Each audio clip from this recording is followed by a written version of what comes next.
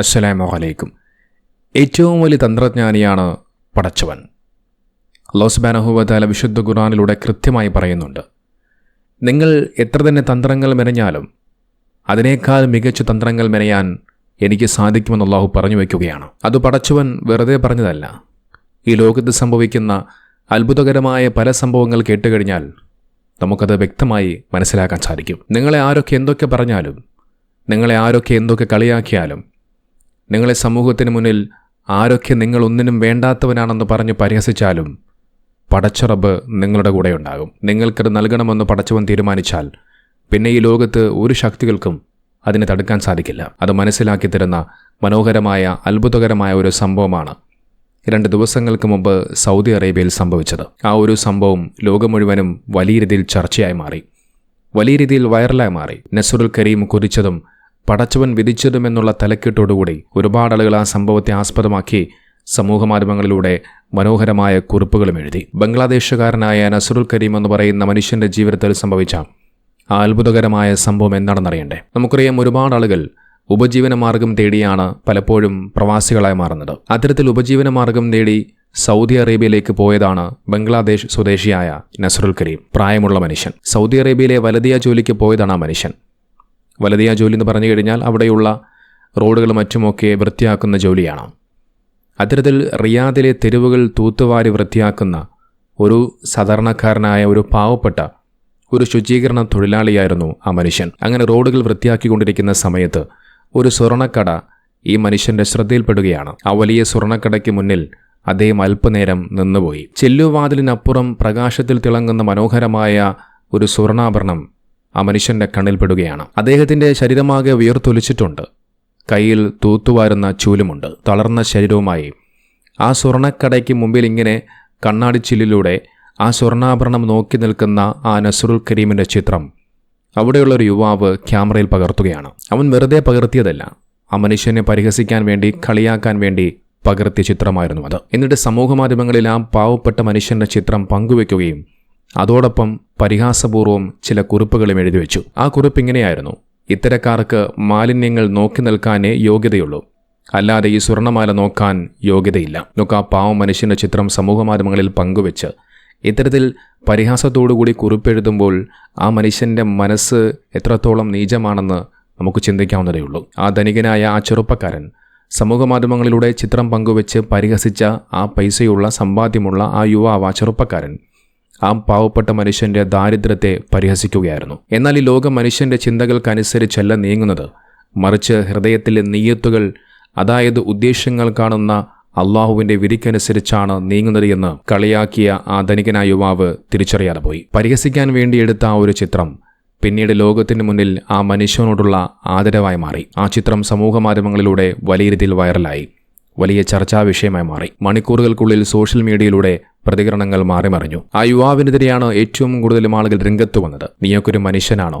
ആ ഒരു പാവപ്പെട്ട മനുഷ്യനോട് നിനക്കെങ്ങനെയാണ് ഇത് ചെയ്യാൻ തോന്നിയത് എന്നടക്കമുള്ള പല കമന്റുകൾ എല്ലാവരും സമൂഹമാധ്യമങ്ങളിലൂടെ പങ്കുവച്ചു. ആ ചിത്രം കണ്ട് വേദനിച്ച മനുഷ്യത്വമുള്ള ഒരുപാട് ആളുകൾ ആ ശുചീകരണ തൊഴിലാളി ആരാണ് എന്ന് കണ്ടെത്താൻ വേണ്ടി രംഗത്ത് വന്നു. ഹ്യൂമാനിറ്റേറിയനിസം എന്ന ഡിജിറ്റൽ പ്ലാറ്റ്ഫോം അദ്ദേഹത്തെ കണ്ടെത്താനുള്ള ശ്രമം ആരംഭിച്ചു. നസ്റുൽ അബ്ദുൽ കരീമിനെ കണ്ടെത്തിയപ്പോൾ കാരുണ്യത്തിന്റെ വാതിലുകൾ തുറക്കപ്പെടുകയായിരുന്നു. പിന്നീട് പരിഹസിക്കപ്പെട്ട ആ മനുഷ്യന്റെ കൈകളിലേക്ക് വന്നെത്തിയത് നിരവധി സമ്മാനങ്ങളായിരുന്നു. സ്വർണ്ണാഭരണം, പണം, സ്മാർട്ട് ഫോണുകൾ, വീട്ടുസാധനങ്ങൾ, എന്തിന് തിരിച്ചു നാട്ടിലേക്ക് പോകാനുള്ള വിമാന ടിക്കറ്റുകൾ വരെ. മനുഷ്യത്വമുള്ള ഓരോ മനുഷ്യർ അകമഴിഞ്ഞ മനുഷ്യനെ സഹായിക്കുകയായിരുന്നു. എന്നാൽ അതിൽ ഏറ്റവും കൂടുതലും അവിശ്വസനീയമായ ഒരു സംഭവം എന്തെന്നാൽ, ഏതാനും ദിവസങ്ങൾക്ക് മുമ്പ് താൻ നടക്കാത്ത സ്വപ്നം പോലെ ചില്ലിനപ്പുറം നോക്കി നിന്ന അതേ സ്വർണ്ണമാല ആ മനുഷ്യന്റെ കയ്യിലേക്ക് എത്തുകയാണ്. ഇവിടെയാണ് പടച്ചറബിന്റെ നിശ്ചയമെന്ന് പറയുന്നത്. ആരൊക്കെ എന്തൊക്കെ ചെയ്യാൻ ശ്രമിച്ചാലും പടച്ചറബ് ഒരു കാര്യം കൃത്യമായി നിശ്ചയിച്ചു വെച്ചിട്ടുണ്ട്. അത് ആരൊക്കെ എന്തൊക്കെ ചെയ്യാൻ ശ്രമിച്ചാലും, ആരൊക്കെ തടയിടാൻ ശ്രമിച്ചാലും അത് എത്തിക്കേണ്ടിടത്ത് പടച്ചറബ് കൃത്യമായി എത്തിക്കുക തന്നെ ചെയ്യും. അതിന് ഏറ്റവും വലിയ ഉദാഹരണമാണ് ഈ ഒരു സംഭവം. പിന്നീടാണ് ഈ മനുഷ്യനെക്കുറിച്ച് ആളുകൾ കൂടുതൽ അടുത്തറിയാൻ തുടങ്ങുന്നത്. അദ്ദേഹം തുച്ഛമായ ശമ്പളത്തിന് ജോലി ചെയ്യുന്ന ഒരു പാവം മനുഷ്യനാണ്. മാത്രമല്ല, അദ്ദേഹം അതീവ വിശ്വസ്തനായിരുന്നു. കാരുണ്യമുള്ള ഒരു പാവപ്പെട്ട മനുഷ്യനായിരുന്നു. എല്ലാവരെയും അകമഴിഞ്ഞ് സ്നേഹിക്കുന്ന മനുഷ്യത്വമുള്ള ഒരു മനുഷ്യൻ. പൂച്ചകളെ അദ്ദേഹം ഒരുപാട് ഇഷ്ടപ്പെട്ടിരുന്നു. തനിക്ക് കിട്ടുന്ന തുച്ഛമായ ആ ശമ്പളത്തിൽ നിന്നും ഒരു വിഹിതമെടുത്ത് വഴിയോരങ്ങളിൽ നിൽക്കുന്ന ആ പൂച്ചകൾക്ക് അവർക്ക് ഭക്ഷണം കൊടുക്കാനും വെള്ളം കൊടുക്കാനും ഈ മനുഷ്യൻ മാറ്റിവെക്കുമായിരുന്നു. മനുഷ്യരോട് മാത്രമല്ല, സഹജീവികളോടും വളരെയധികം സ്നേഹം പുലർത്തിയിരുന്ന ഒരു മനുഷ്യനായിരുന്നു അദ്ദേഹം. ആ മിണ്ടാപ്രാണികളോടുള്ള കാരുണ്യമാകാം അല്ലാഹു സുബ്ഹാനഹു വ തആല അദ്ദേഹത്തിന് മുന്നിൽ വഴികൾ തുറന്നു കൊടുക്കാൻ കാരണമായി മാറിയത്. ആ കടയിൽ ആ സ്വർണ്ണമാല കണ്ടിട്ട് എന്തിനായിരുന്നു നിങ്ങൾ ഇങ്ങനെ ഇത്ര ആഗ്രഹത്തോളം അത് നോക്കി നിൽക്കാൻ കാരണം എന്താണ് എന്ന് ചോദിച്ചതിന് ആ മനുഷ്യൻ പറഞ്ഞ മറുപടി ഇങ്ങനെയായിരുന്നു: എൻ്റെ മകൻ്റെ വിവാഹത്തിന് അവനെ സഹായിക്കാൻ എനിക്ക് സാധിച്ചിരുന്നെങ്കിലെന്ന് ഞാൻ ആഗ്രഹിച്ചു പോയി. എത്ര ഹൃദയഭേദകമാണ് ആ മറുപടി. ആഡംബരമായിരുന്നില്ല ആ പിതാവിൻ്റെ ലക്ഷ്യം. നേരെ മറിച്ച് മകൻ്റെ ജീവിതത്തിന് ഒരു താങ്ങാകണമെന്ന ഒരു പിതാവിൻ്റെ ചിന്ത മാത്രമായിരുന്നു അത്. നോക്കിയൊരു സംഭവം നമുക്ക് നൽകുന്ന വലിയൊരു പാഠമുണ്ട്. മനുഷ്യരുടെ വാക്കുകൾ അത് താൽക്കാലികമാണ്. എന്നാൽ പടച്ചറബായ അള്ളാഹുവിൻ്റെ തീരുമാനങ്ങൾ അത് ശാശ്വതമാണ്. നിശ്ചയം നിങ്ങളുടെ പക്കലുള്ളത് അവസാനിച്ചു പോകും. അള്ളാഹുവിൻ്റെ പക്കലുള്ളത് അനശ്വരമായി ഈ ഭൂമിയിൽ നിലനിൽക്കുക തന്നെ ചെയ്യും. നോക്കിത്ര മനോഹരമായ ഒരു സംഭവമാണിത്.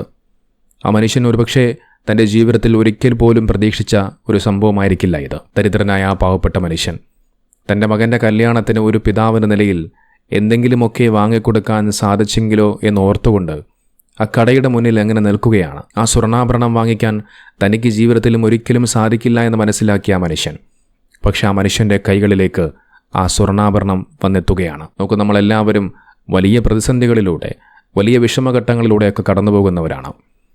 പക്ഷേ നാം തളരാൻ പാടില്ല. എത്ര പ്രതിസന്ധിയിലും എത്ര വിഷമഘട്ടങ്ങളിലും തളരാതെ അള്ളാഹുവിൽ വിശ്വാസമർപ്പിച്ചുകൊണ്ട് ജീവിതം മുന്നോട്ട് കൊണ്ടുപോവുക. നിങ്ങളെ പടച്ചവൻ സഹായിക്കുക തന്നെ ചെയ്യും. പരീക്ഷണ ഘട്ടങ്ങളിൽ തളരാതെ പടച്ച റബ്ബിൽ വിശ്വാസമർപ്പിച്ചുകൊണ്ട് ജീവിതം മുന്നോട്ട് കൊണ്ടുപോയി കഴിഞ്ഞാൽ അള്ളാഹു ഉറപ്പായും നിങ്ങളെ സഹായിക്കുക തന്നെ ചെയ്യും. അതിന് ഏറ്റവും വലിയ ഉദാഹരണമാണ് നസ്റുൽ കരീം എന്ന് പറയുന്ന ഈ പാവപ്പെട്ട മനുഷ്യൻ്റെ ജീവിതത്തിൽ സംഭവിച്ചത്. ഇതോടൊപ്പം ഒരു സങ്കടകരമായ ഒരു കാര്യം കൂടി പറഞ്ഞു വയ്ക്കാം. ആരിഫ ബീവി എന്ന് പറയുന്ന 78 വയസ്സ് പ്രായമുള്ള ഒരു ഉമ്മ മരണപ്പെട്ടു പോയ ഒരു വാർത്ത. ഞങ്ങളെല്ലാവരും ആ ഉമ്മാക്ക് വേണ്ടി ആത്മാർത്ഥമായി ദുആ ചെയ്യുക. ഈ കഴിഞ്ഞ ഡിസംബർ 15 ഇവർ ഉംറയ്ക്ക് പോയത്. അങ്ങനെ ഉംറ കർമ്മങ്ങളൊക്കെ കഴിഞ്ഞ് തിരിച്ച് നാട്ടിലേക്ക് മടങ്ങി വരാനിരിക്കുന്ന സമയത്താണ് ആ ഉമ്മ മരണപ്പെട്ടു പോകുന്നത്. മരണപ്പെട്ടതാകട്ടെ അല്ലാഹുവിൻ്റെ റസൂൽ കരീം സല്ലല്ലാഹു അലൈഹി വസല്ലം തങ്ങൾ അന്തിയുറങ്ങുന്ന ആ പരിപാവനമായ പുണ്യഭൂമിയിൽ മദീനയിൽ വെച്ചുകൊണ്ടായിരുന്നു ആ ഉമ്മ മരണപ്പെട്ടു പോയത്. മദീനയിൽ വെച്ചുകൊണ്ട് ഈ ഉമ്മയ്ക്ക് ദേഹാസ്വസ്ഥമുണ്ടാകുന്നു. ഉടൻ തന്നെ അവിടെയുള്ള ആളുകൾ ഈ ഉമ്മയെ ആശുപത്രിയിലേക്ക് എത്തിച്ചു. പിന്നീട് 2-3 ദിവസം ചികിത്സയിലായിരുന്നു. പിന്നീടാണ് ആ ഉമ്മ മരണപ്പെട്ടു പോകുന്നത്. പിന്നീട് ആ ഉമ്മയെ മദീനയിൽ അടക്കം ചെയ്യുമെന്നാണ് പറയപ്പെടുന്നത്. ഏതായാലും ഭാഗ്യവതിയായ ഒരു ഉമ്മയാണ്. അല്ലാഹുവിൻ്റെ റസൂൽ കരീം സല്ലല്ലാഹു അലൈഹി വസല്ലം തങ്ങൾ അന്തിയുറങ്ങുന്ന പുണ്യഭൂമിയിൽ അടക്കം ചെയ്യുക എന്ന് പറയുന്നത് അത്ര നിസ്സാരമുള്ള കാര്യമല്ല.